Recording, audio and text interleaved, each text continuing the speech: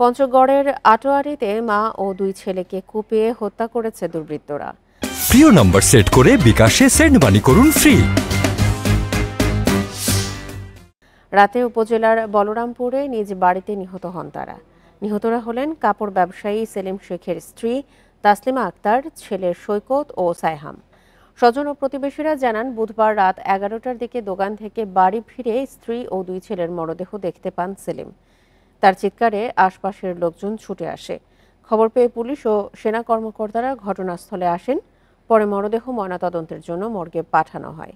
ঘটনা তদন্ত ও দুর্বৃত্তদের গ্রেপ্তারে অভিযান চলছে বলে জানিয়েছে পুলিশ।